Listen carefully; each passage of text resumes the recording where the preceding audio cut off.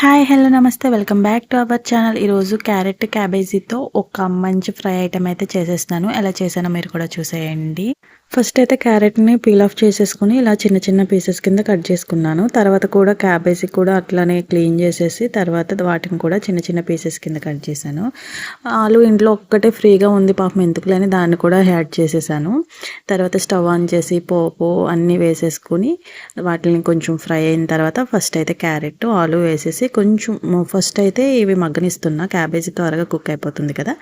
So అవి ఒక 5 minutes cook అయిన తర్వాత క్యాబేజీ కూడా వేసేసి సాల్ట్ పసుపు వేసి మొత్తం అంతా కలిసేలా కలిపేసుకుని మళ్ళీ లిడ్ పెట్టుకుని కుక్ చేసుకున్నాను.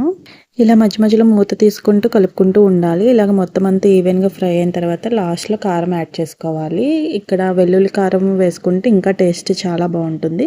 సో నా దగ్గర వెల్లుల్లి కారం టైంకి అయిపోయింది. నేను నార్మల్ కారం యూస్ చేశాను. Finally carrot cabbage fry ready.